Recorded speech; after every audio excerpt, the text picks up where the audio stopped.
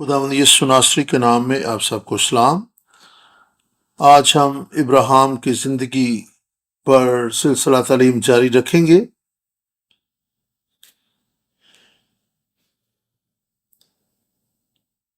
और ये छठा लेक्चर है इस सिलसिले में, और हम यहाँ पर कोहे मूरिया पर गौर करेंगे।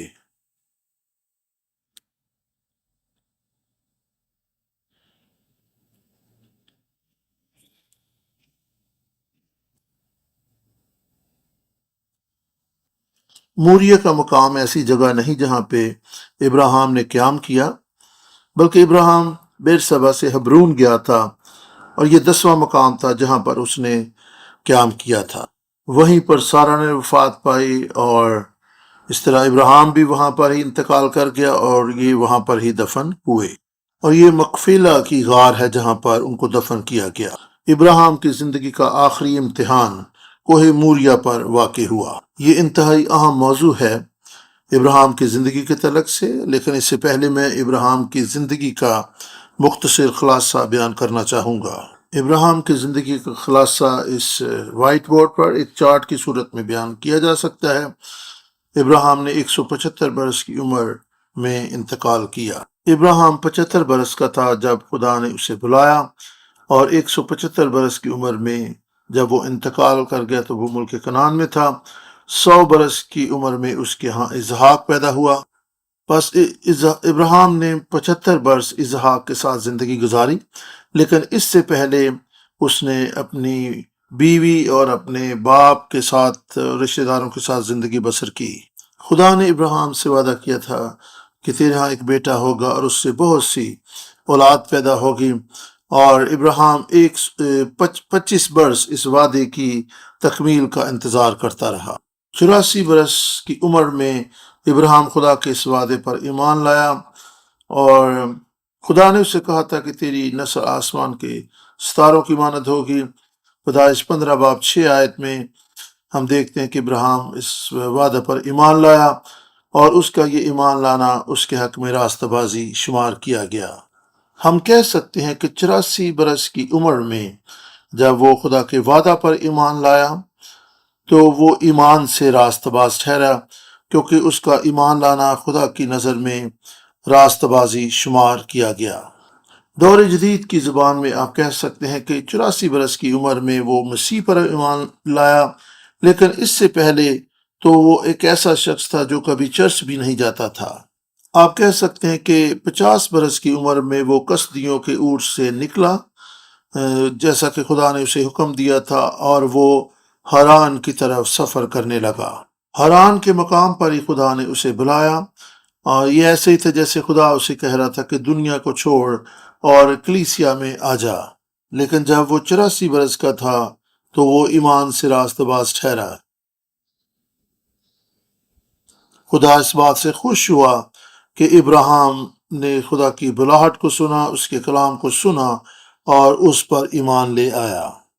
ये इब्राहिम की ज़िंदगी का, यानी उसके ईमान की ज़िंदगी का आगाज़ था। हम क्या आराई कर सकते हैं कि जब खुदा ने इब्राहिम से कहा कि वो कोह मूरिया के पहाड़ पर इसहाक को कुर्बान करें, तो उस वक़्त तक इब्राहिम की उम्र 125 बरस या 136 बरस हो चुकी थी, क्योंकि इसहाक इतना बड़ा हो चुका था कि वो आज खुद लकड़ियाँ उठाकर कोह मूरिया पर जा सके। अब तक वो एक बालक शख्स बन चुका था, एक मचोर शख्स था, नौजवान था, और यही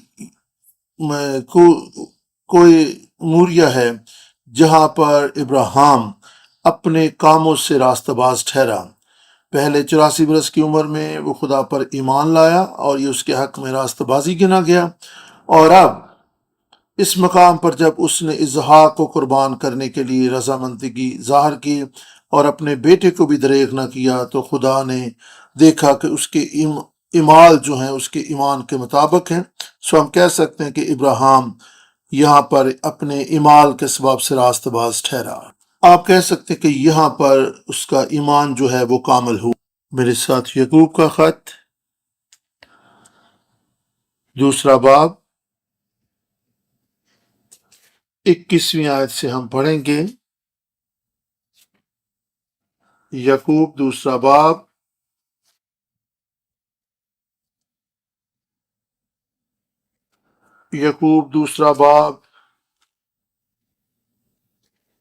یہاں پر ہم دیکھتے ہیں یعقوب 2 باب 21 سے 23 آیت میں خدا کا کلام بیان کرتا ہے، جب ہمارے باپ ابراہیم نے اپنے بیٹے اسحاق کو قربان گاہ پر قربان کیا تو کیا وہ ایمال سے راست باز نہ ٹھہرا؟ بس تو نے دیکھ لیا کہ ایمان نے اس کے ایمال کے ساتھ مل کر اثر کیا اور ایمال سے ایمان کامل ہوا، اور یہ نوشتہ پورا ہوا کہ ابراہیم خدا پر ایمان لایا اور یہ اس کے لیے راست بازی گنا گیا اور وہ خدا کا دوست کہلایا۔ یہاں پر آپ دیکھ سکتے ہیں کہ ابراہیم اپنے ایمال سے خدا کے حضور راست باز ٹھہرا، اور یہاں پر دیکھتے ہیں کہ ایمال نے اس کے ایمان کو کامل کیا۔ کوہ موریا کے مقام پر جہاں ابراہیم نے اسحاق کو قربان کرنے کے لیے پیش کر دیا، یہاں پر اس کا ایمان اس کے ایمال کے سبب سے کامل ہوا۔ کامل ہونے کے لیے عبرانی لفظ ٹیلیو ہے، اس کا مطلب ہے کسی سرگرمی کو، کسی کام کو پورا کرنا۔ وہ ایمان جس کا آغاز 84 برس کی عمر میں ہوا تھا، اس وقت پایا تکمیل کو پہنچا جب ابراہیم کی عمر 125 سے 136 برس کے درمیان تھی، یعنی جب اس نے کوہ موریا پر اسحاق کو قربان کرنے کے لیے پیش کر دیا۔ ہم دیکھ سکتے ہیں کہ ابراہیم نے اپنے ایمان سے خدا کو ثابت کر دکھایا، مجھے، آپ کو، سب کو اس نے ثابت کر دی کہ وہ واقعی خدا پر ایمان رکھتا ہے، وہ واقعی خدا سے ڈرتا ہے۔ پیدائش کی کتاب میں سے ایک حوالہ ہم دیکھیں گے، پیدائش 22 باب 12 آیت میں، جب ابراہیم اپنے بیٹے اسحاق پر چھری چلانے والا تھا تو اس وقت خدا نے اسے روکا اور اس سے کہا، رک جا، اب میں جان گیا کہ تو خدا سے ڈرتا ہے۔ خدا نے اس بات کو تسلیم کر لیا کہ ابراہیم کا ایمان حقیقی ہے اور وہ واقعی خدا سے ڈرتا ہے۔ کوہ موریا ابراہیم کے ایمان کے عروج کا گواہ ہے۔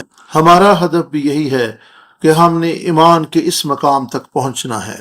ہمیں جسمانی طور پر کوہ موریا پر جانے کی ضرورت نہیں ہے، بلکہ روحانی معنوں میں ہمیں اس ایمان تک، اس لیول تک پہنچنا ہے کہ خدا اس بات کو تسلیم کرے کہ ہم حقیقی طور پر خدا سے ڈرتے ہیں، ہمارا ایمان جو ہے وہ واقعی حقیقی ہے، اور ہمارے ایمال اور ایمان ایک دوسرے سے مطابقت رکھتے ہیں۔ اب سوال یہ ہے کہ کیسے ہم اس مقام تک پہنچ سکتے ہیں؟ اس کے لیے ہمیں کوہ موریا کے مقام پر ابراہیم کے ایمان کو دیکھنا ہوگا۔ ہم جتنے یہاں پر بیٹھے ہیں تقریباً سبھی مسیح کو قبول کر چکے ہیں اپنا نجات دہندہ اور خداوند، اور ہم سب جو یہاں پر یسوع مسیح پر ایمان رکھنے والے ہیں، ہم ایمان سے راست باز ٹھہر چکے ہیں۔ ہمارا ایمان لانا جو ہے وہ ایک ابتدا ہے، لیکن ہمیں ابراہیم کی طرح اپنے ایمان کو کامل کرنا ہے اور اسے پایا تکمیل تک پہنچانا ہے۔ ابراہیم کا ایمان کیسا تھا؟ جیسا کہ میں نے پہلے بھی ذکر کیا، پیدائش 22 باب 12 آیت میں خدا نے کہا، اب میں جان گیا کہ تو خدا سے ڈرتا ہے۔ یہ ڈرنا کیا ہے؟ ڈرنے کے لیے جو عبرانی لفظ استعمال ہوا ہے وہ ہے یارے، اور اس کا معنی ہے خدا سے ڈرنا۔ یارے کا معنی ہے خوف زدہ ہو جانا، کانپنا، ڈرنا، اور اس کا معنی یہ بھی ہو سکتا ہے کہ احترام کرنا، تعظیم کرنا۔ اس کا یہ معنی بھی ہو سکتا ہے کہ آپ خدا کی پرستش کریں، خداوند کی تمجید اور اس کی ستائش کریں۔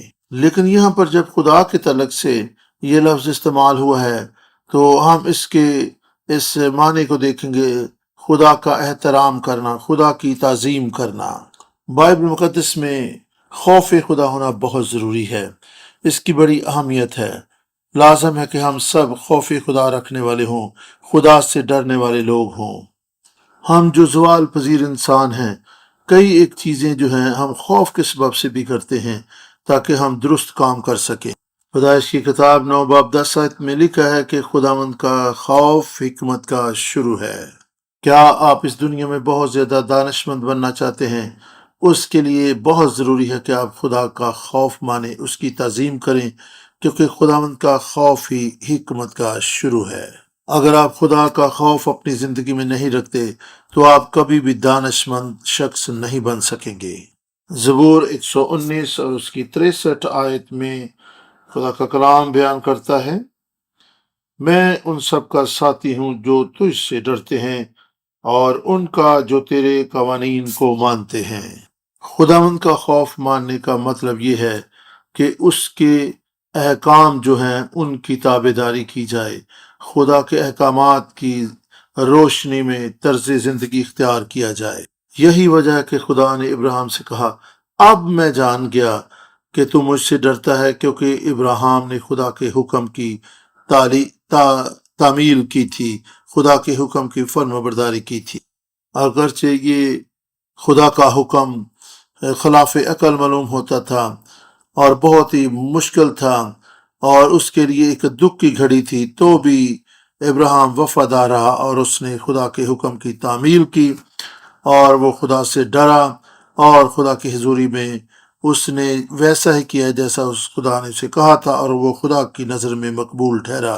جیسا کہ ہم نے یعقوب 2 باب 21 سے 23 آیت میں پڑھا، خدا سے ڈرنے کا معنی یہ ہے کہ ایمان جو ہے وہ عمل سے کامل ہوتا ہے۔ دنیاوی اصطلاحات میں ڈرنے کا معنی خوف زدہ ہونا، ڈرنا ہے، لیکن بائبل کی اصطلاح میں ڈرنے کا یا خدا کا خوف رکھنے کا معنی ہے ایمان کی تکمیل، خدا کے احکام کی تعمیل۔ اس کا مطلب یہ ہے کہ آپ کا طرز زندگی آپ کے ایمان کے عین مطابق، اور ابراہیم نے ایسا ہی کیا، یعنی جیسا اس کا ایمان تھا اس نے ویسا ہی طرز عمل اختیار کیا، اس نے ویسا ہی طرز زندگی اپنایا۔ ابراہیم اپنے ایمان کے ہدف تک، یعنی ایمان کی تکمیل کے ہدف تک پہنچ گیا۔ ہم سب کو بھی اپنے ہدف کے حصول کے لیے کوشش کرنی ہے۔ مثال کے طور پر آدم کو اگر آپ دیکھیں تو وہ اپنے ایمان کی تکمیل نہ کر سکا، آدم اپنے ایمان کے سفر کو جاری نہ رکھ سکا، بلکہ راستہ ہی میں وہ ناکام ہو گیا۔ لیکن ابراہیم کے تعلق سے ہم دیکھ سکتے ہیں کہ اس نے اپنے ایمان کو اپنے ایمان سے کامل کیا۔ بائبل مقدس استثنا کی کتاب 4 باب 10 آیت میں بیان کرتی ہے کہ ہمیں خدا کا خوف ماننا سیکھنا ہوگا۔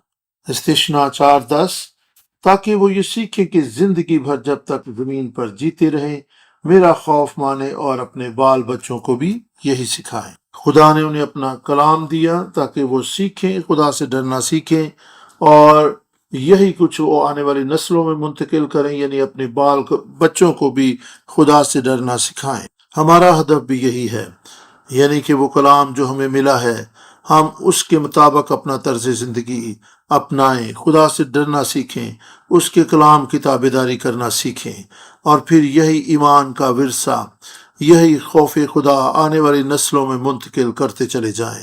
ہم زبانی کلامی خدا سے اپنی محبت کا اظہار نہ کریں، ہم مسیحی زندگی میں ڈرامے بازی نہ کریں، بلکہ جو کچھ خدا کے کلام میں لکھا ہے ویسا ہی طرز زندگی اپنائیں، ویسا ہی طرز عمل اختیار کریں، یعنی ہمارے ایمان اور اعمال میں ایک مطابقت پائی جائے۔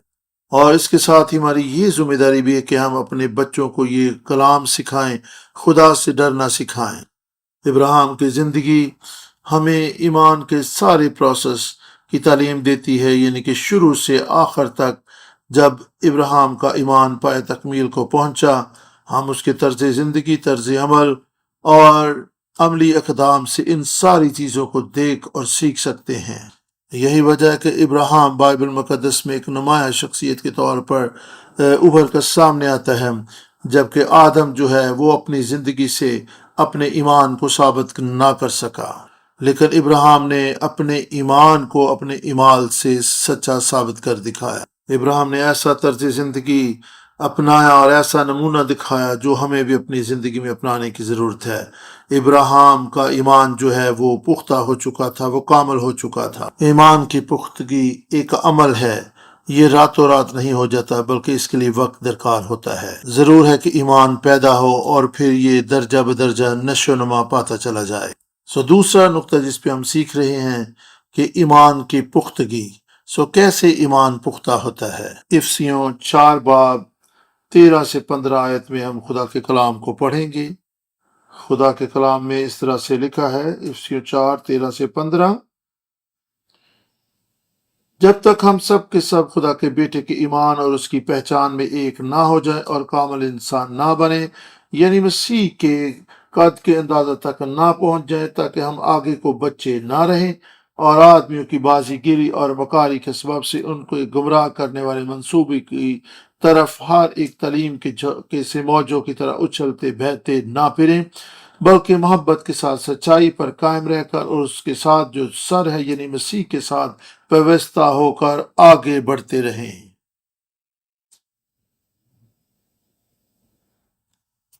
بائبل مقدس بیان کر رہی ہے کہ ہمیں کامل ایمان کی ضرورت ہے، مضبوط اور پختہ ایمان کو ہم نے اپنانا، یعنی ہمیں ایسا ایمان اپنانے کی ضرورت ہے کہ ہم آگے کو بچے نہ رہیں، یعنی ہمارا ایمان ایسا نہ ہو کہ ہم ہر طرح کی تعلیم، ہر طرح کے کلام کے جھونکے سے موجوں کی طرح اچھلتے پھرتے رہیں، یعنی کہ ہمیں جو شخص کہے ہم اس کی بات پر ایمان لائیں اور بعد میں کہ نہیں نہیں نہیں یہ غلط ہے، اور کسی اور کی بات سنیں تو اس پر ایمان لے آئیں۔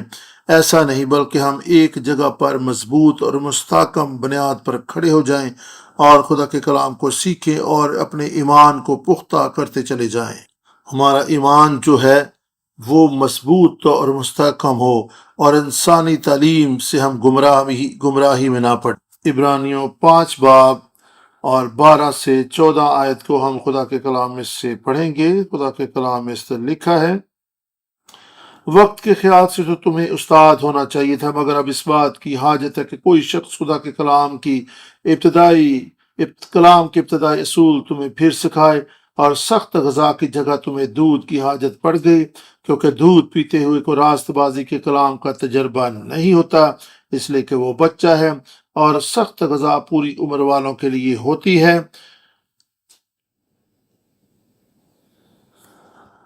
جن کے حواس کام کرتے کرتے نیک و بد میں امتیاز کرنے کے لیے تیز ہو گئے ہوں۔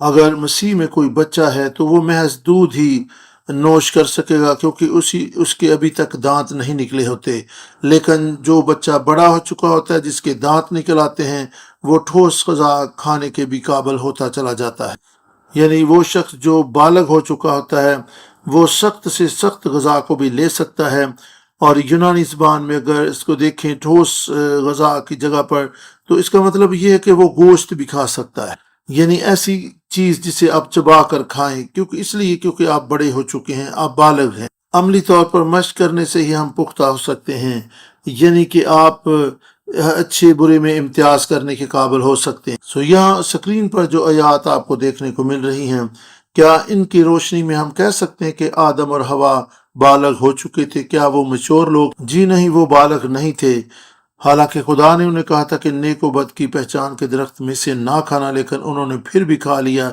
اس کا مطلب ہے وہ بالغ نہیں تھے۔ آپ کہہ سکتے ہیں کہ آدم اور حوا جو ہیں وہ ایمان میں پختہ نہیں ہوئے تھے، وہ ایمان کے سفر کو جاری نہ رکھ سکے، بلکہ راستہ ہی میں ناکام ہو کر وہیں کے وہیں رہ گئے۔ لیکن ابراہیم ایک ایسی شخصیت ہے، اس کا ایسا طرز زندگی ہے جو یہ بیان کرتا ہے کہ اس کا ایمان واقعی کامل ہو چکا تھا، اور وہ ایمان کے اس عروج پر پہنچ چکا تھا جہاں پر خدا کو بھی تسلیم کرنا پڑے کہ اب میں جان گیا کہ تو خدا سے ڈرتا ہے۔ ہم بھی ایمان سے کلام کو قبول کریں، درجہ بدرجہ اپنی روحانی مشق کو بڑھاتے چلے جائیں اور ابراہیم جیسے ایمان کے لیول پر پہنچ جائیں، تاکہ ہم نیک و بد میں پہچان کر سکیں۔ کوہ موریا کے پہاڑ پر ابراہیم ہم سب کو بتا رہا ہے کہ اسے علم تھا کہ خدا کی کیا مرضی ہے، وہ بتا رہا ہے کہ وہ جانتا تھا کہ خدا اس کی زندگی سے کیا چاہتا ہے۔ پس کس قسم کے ایمان کو ہم بالغ یا پختہ ایمان کہہ سکتے ہیں؟ ابراہیم کا ایمان کیسا تھا؟ ابراہیم نے یہ ثابت کیا کہ اس کا کچھ بھی نہیں ہے، سبھی کچھ خدا کی ملکیت ہے، خدا ہی مال کے کل اور خال کے کل ہے۔ ابراہیم نے بتا دیا کہ میں کچھ بھی نہیں ہوں، جو کچھ میرا ہے وہ خداوند تیرا ہی ہے۔ یہ ہے وہ ایمان جو پختہ ایمان کہلاتا ہے، یہ ہے وہ ایمان جو کامل ایمان کہلاتا ہے، یہ ہے وہ ایمان کا لیول جس پر ہمیں بھی پہنچنا ہے۔ ہم دیکھ سکتے ہیں کہ اسحاق جو ہے وہ ابراہیم کی زندگی میں ایک قیمتی خزانے سے کم نہیں تھا، وہ کسی بھی چیز سے بڑھ کر اسحاق سے پیار کرتا تھا۔ ہم دیکھ سکتے ہیں کہ اگر اسحاق کو وہ قربان کرنے کے لیے تیار تھا تو پھر ابراہیم کچھ بھی خدا کے سامنے دے سکتا تھا، وہ کوئی چیز بھی خدا سے دریغ نہیں کر سکتا تھا، وہ اپنی جان کو بھی خدا کے حضور قربان کر سکتا تھا۔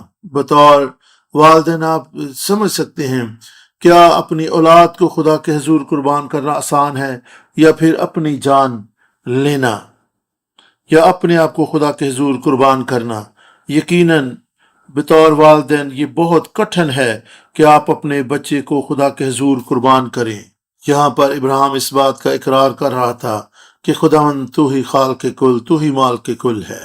ابراہیم کا ایمان، وقت، روپیہ پیسہ، مال و دولت، اور حتیٰ کہ اس کی سب سے قیمتی چیز اسحاق بھی خدا ہی کی ملکیت تھا۔ ہماری ہر ایک قیمتی چیز خداوند ہی کی ہے۔ یہاں پر دیکھیں کہ اسحاق وعدہ شدہ فرزند تھا، اور ابراہیم اسحاق سے بہت زیادہ محبت کرتا تھا کہ یہ خداوند کی طرف سے اسے ایک نعمت کے طور پر، ایک وعدہ کے طور پر ملا تھا۔ ابراہیم جانتا تھا کہ یہ اسحاق خداوند ہی کا ہے، اس نے دیا ہے، اور اگر وہ اب واپس مانگ رہا ہے تو آمین، میں اس کو واپس دے دوں گا۔ اور یہی بات ہے جو ایوب کی کتاب کے پہلے باب 21ویں آیت میں کہا، خداوند نے دیا، خداوند نے لیا، اس کا نام مبارک ہو۔ ایوب 1 باب 21ویں آیت خداوند کے کلام میں، اور کہا ننگا میں اپنی ماں کے پیٹ سے نکلا اور ننگا ہی واپس جاؤں گا، خداوند نے دیا اور خداوند نے لے لیا، خداوند کا نام مبارک ہو۔ یہ تھا ایوب کا اقرار کہ میں ننگا اپنی ماں کے بدن سے آیا اور ننگا ہی واپس لوٹ جاؤں گا۔ خداوند ہی ہے جو دیتا بھی ہے، اور خداوند ہی ہے جو واپس لے لیتا ہے، ہر حال میں اس کا نام مبارک ہو۔ سبھی کچھ خداوند کا ہے۔ ایوب 13 باب 15 آیت کو بھی ہم پڑھیں گے۔ ایوب 13:15 میں خدا کا کلام بیان کرتا ہے، دیکھو وہ مجھے قتل کرے گا، میں انتظار نہیں کروں گا، بہرحال میں اپنی راہوں کی تائید اس کے حضور کروں گا، آمین۔ یہاں پر مرد خدا ایوب یہ کہہ رہا ہے اصل میں کہ خواہ کچھ بھی ہو جائے میں خداوند سے امید رکھوں گا۔ دانیل 3 باب 17 سے 18 آیت میں ہم دانیل کے 3 دوستوں کو دیکھتے ہیں، صدرک، میثق اور عبدنجو، جنہیں بادشاہ نے کہا تھا کہ اگر تم میری مورتی کو سجدہ نہیں کرو گے تو تمہیں آگ کی جلتی ہوئی بھٹی میں پھینک دیا جائے گا۔ بادشاہ نے ان سے پوچھا کہ کیا تم میری مورتی کو سجدہ کرو گے؟ انہوں نے کہا کہ نہیں، ہمارا خدا جو ہے تیرے معبود سے، تیرے دیوتا سے زیادہ زوراور ہے، وہ ہمیں بچانے کی قدرت رکھتا ہے۔ لیکن 18ویں آیت میں لکھا ہے اگر وہ نہ بھی بچائے، ان کا اقرار یہ تھا کہ اگر خدا ہمیں نہ بھی بچائے تو بھی ہم تیری مورتی کو سجدہ نہ کریں گے، اگر مجھے جان بھی دینی پڑے، میری جان بھی چلے جائے تو بھی میں اپنے خدا پر ہی مان رکھوں گا۔ دانیل کے دوستوں کا یہی اقرار تھا۔ ہمیں بھی اس طریقے کا ہی پختہ اور کامل ایمان رکھنا ہے۔ صدرک، میثق اور عبدنجو یہی کہہ رہے تھے، بیرونی حالات خواہ کیسے بھی ہوں لیکن میرے باطن میں میرے خدا پر جو ایمان ہے اسے کوئی چیز بھی ہلا نہیں سکتی۔ صدرک، میثق اور عبدنجو کا جو ایمان تھا اس کا بیرونی حالات و واقعات سے کچھ فرق نہیں تھا، وہ کیسے بھی ہوں وہ ایک ایمان کی مضبوط بنیاد پر کھڑے تھے۔ بعض اوقات جب خدا ہمیں اچھی اچھی نعمتوں سے نوازتا ہے تو ہم اچھلتے جھومتے ہیں، خدا ان کی شکر گزاری کرتے ہیں، لیکن جب حالات تھوڑے خراب ہوتے ہیں ہم مایوس ہو جاتے ہیں۔ یہ پختہ ایمان نہیں ہے۔ پختہ ایمان وہی ہوتا ہے جو نشیب و فراز میں بھی اپنے معیار کو قائم رکھے اور مضبوط رہے۔ باغ گتسمنی میں خدا یسوع مسیح نے دعا کی کہ اے باپ میری نہیں بلکہ تیری مرضی پوری ہو، اور باپ کی مرضی کیا تھی؟ یہی کہ یسوع مسیح صلیب پر اپنی جان قربان کر دے۔ اے باپ اگر تیری مرضی ہے کہ میں قربان ہو جاؤں تو میں قربان ہونے کے لیے تیار۔ یہ تھی پختہ اور کامل اور مضبوط ایمان کی چند مثالیں جو ابھی آپ کے سامنے پیش کی گئیں۔ اب غور کریں کہ آپ کا ایمان کیسا ہے۔ پختہ ایمان سے ہم نے یہ بھی سیکھا کہ آپ کے اعمالوں اور افعال سے اس کا اظہار ہونا چاہیے، پھر ہی پتہ چلے گا کہ آپ کا ایمان کا لیول کیا ہے۔ آپ کا طرز زندگی، آپ کا طرز عمل بتائے کہ آپ کا ایمان کیا ہے۔ ہو سکتا ہے کہ کوئی شخص یہ کہے جی میرا تو ایمان ہے، لیکن اگر اس کے اعمال اس کے ایمان کو ثابت نہیں کر رہے تو پھر وہ کامل ایمان نہیں ہے، وہ پختہ ایمان نہیں ہے۔ کوہ موریا پر ابراہیم کا عمل و فعل جو ہے اس کے ایمان کے بالکل مطابق تھا۔ روزمرہ کی زندگی میں ہمارے فعل و قول و فعل میں بہت زیادہ تضاد پایا جاتا ہے۔ آج ہم یہی سیکھ رہے ہیں کہ ہمارے ایمان اور اعمال میں تضاد نہیں ہونا چاہیے، ہمارے قول و فعل میں تضاد نہیں ہونا چاہیے۔ جو کچھ ہم ایمان رکھتے ہیں اس کا اظہار ہمارے طرز زندگی، طرز فکر اور طرز عمل سے ہونا چاہیے۔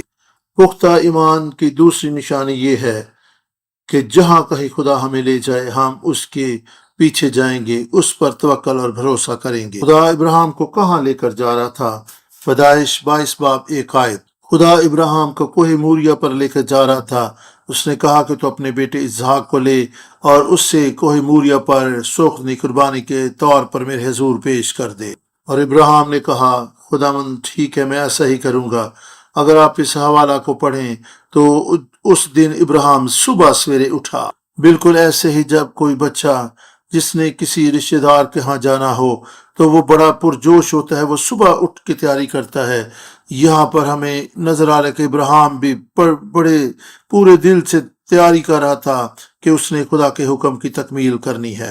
اسحاق کو قربان کرنے کا عمل فوری نہیں تھا، بلکہ اسے 3 دن کا سفر کر کے کوہ موریا پر پہنچنا تھا اور وہاں پر خدا کے حکم اور ہدایت کے مطابق اسحاق کو سوختنی قربانی کے طور پر پیش کرنا تھا۔ غور کرے کہ ان 3 دنوں میں ابراہیم کے ذہن میں کیا چل رہا ہوگا۔ کیا خدا نے واقعی مجھ سے کلام کیا ہے یا یہ شیطان مجھ سے ایسا کروانے جا رہا ہے؟ کیا میں پاگل تو نہیں ہو گیا؟ یہ کیسا کام میں کرنے کے لیے جا رہا ہوں؟ 3 دن ایک طویل سفر تھا اور ایک یقیناً اس کے ذہن میں کبھی کبھار شاید کوئی منفی خیال آ بھی جاتا ہو، لیکن بائبل مقدس بیان کرتی ہے کہ ایسا کچھ نہیں تھا، بلکہ وہ اپنے ایمان کے مطابق چل رہا تھا اور اس نے اپنے ایمان کو اعمال سے ثابت کر دکھایا۔ ابراہیم نے 3 دن کا سفر کیا تو بھی اس کا ایمان کامل رہا۔ بائبل مقدس میں 3 دن بڑی اہمیت کے حامل ہیں۔ آپ خروج 5 باب 3 آیت میں دیکھیں تو موسیٰ نے فرعون سے کہا تھا کہ ہمیں 3 دن کی مسافت پہ جانے دے تاکہ ہم خدا کے حضور قربانی گزران سکیں، کیونکہ موسیٰ جانتا تھا کہ اگر ہم 3 دن کا سفر کر چکے ہوں گے تو پھر ہم فرعون کی پہنچ سے نکل چکے ہوں گے۔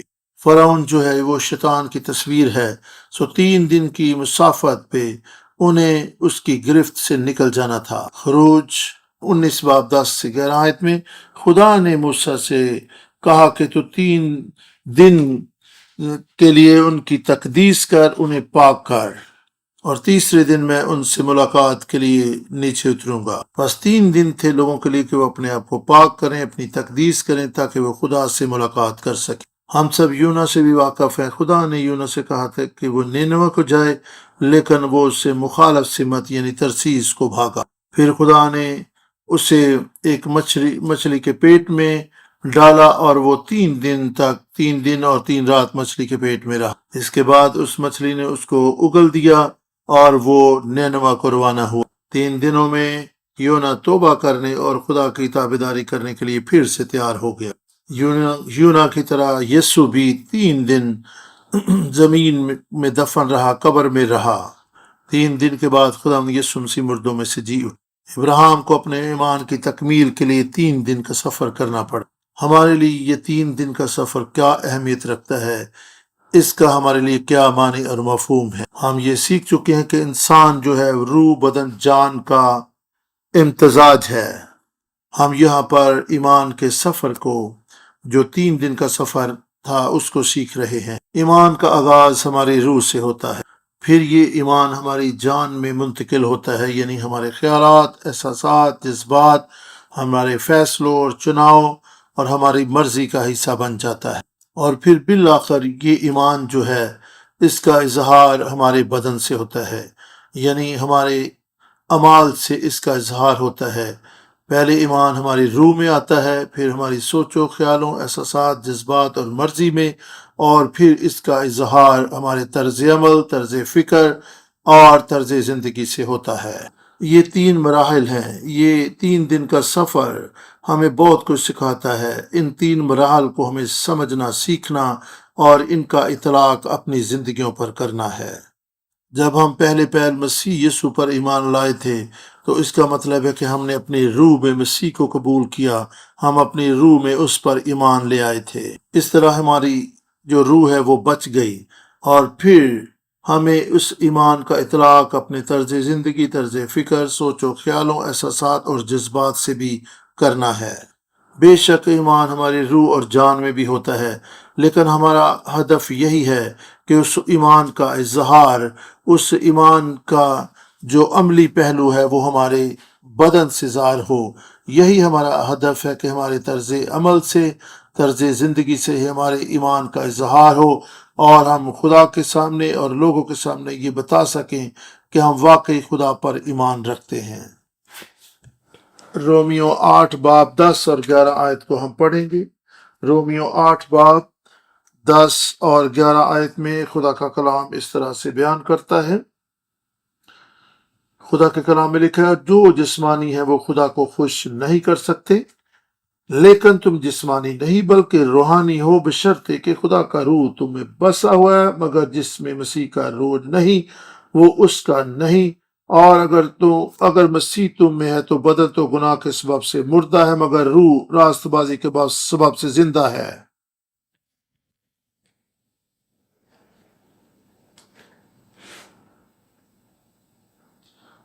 اور 11 آیت میں لکھا ہے، اور اگر اسی کا روح تم میں بسا ہوا ہے جس نے یسوع کو مردوں میں سے جلایا، تو جس نے مسیح یسوع کو مردوں میں سے جلایا وہ تمہارے فانی بدنوں کو بھی اپنے اس روح کے وسیلہ سے زندہ کرے گا جو تم میں بسا ہوا ہے۔ جب ایمان ہماری روح میں آتا ہے، سوچ و خیالوں میں آتا ہے، تو ہم یہ چاہتے ہیں کہ ہم روحانی طور پر زندہ ہو جائیں، روحانی طور پر ہمارا بدن جو ہے وہ بھی بیدار ہو، اور ہم خدا کی راہوں پر چلنا شروع ہو جائیں۔ یہ سارا مرحلہ جو ہے، یہ تینوں مراحل جو ہیں ابراہیم کی زندگی میں دیکھنے کو ملتے ہیں۔ اس کی روح میں ایمان آیا، اس کے خیالات، جذبات، اس کی مرضی میں، اور پھر اس کا اظہار عملی طور سے اس کی زندگی سے ہوا۔ یہی وجہ ہے کہ وہ جسمانی طور پر چل کر گیا تاکہ کوہ موریا پر اسحاق کو خدا کے حضور سوختنی قربانی کے طور پر قربان کر دے۔ حاصل کلام یہی ہے کہ کوہ موریا پر ابراہیم نے اپنے ایمان کی تکمیل پائی۔ کوہ موریا کے مقام پر اس کا ایمان عروج کو پہنچا۔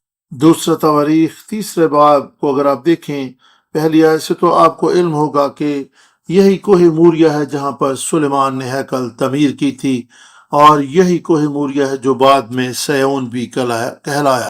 کوہ موریا پر جب ہیکل تعمیر کر دی گئی تو کوہ موریا جو ہے وہ کوہ سیون کہلایا۔ یہ داؤد کا شہر تھا۔ کوہ موریا اور کوہ سیون ایک ہی بات ہے۔ مکاشفہ 14 باب 1 آیت کو اگر آپ دیکھیں تو وہاں پر لکھا ہے کہ خدا کے جو لوگ ہیں وہ برا یعنی سیون کے پہاڑ پر کھڑے ہوں گے۔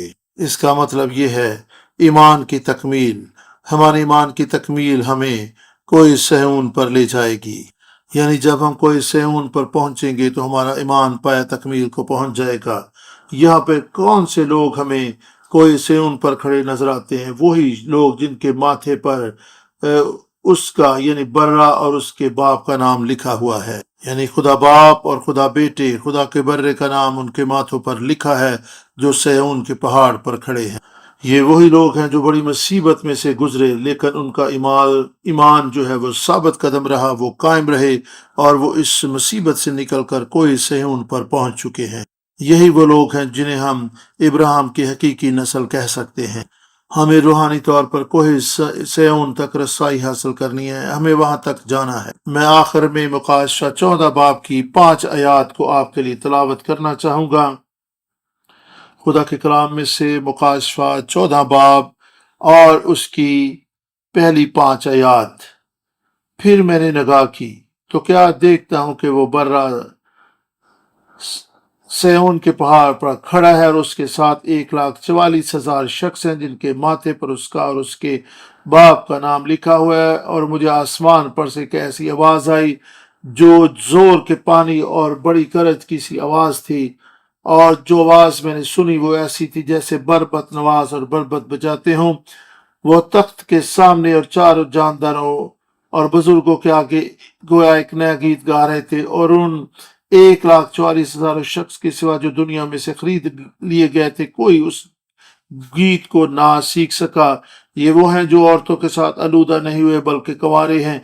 ये वो हैं जो बर्रा के पीछे पीछे चलते हैं जहां कहीं वो जाता है। ये खुदा और बर्रा के लिए पहले फल होने के वास्ते आदमियों में से खरीद लिए गए हैं और उनके मुंह से कभी झूठ ना निकला था। वो बेऐब हैं। यही हमारी मंजिल है, यही हमारा हदफ है जब जिस तक हमें पहुंचना है। और इब्राहिम कोहे मूरिया तक पहुंचा और उसके ईमान की तकमील हुई। इब्राहिम की तरह अगर हम भी साबित कदम और कायम रहेंगे तो खुदा वहां तक पहुंचने में हमारी रहनुमाई और हमारी क़यादत करेगा। अगर हम बेवफा हो जाएं, अगर हम पीछे हट जाएं, तो हम कभी भी अपनी मंजिल तक पहुंच ना पाएंगे।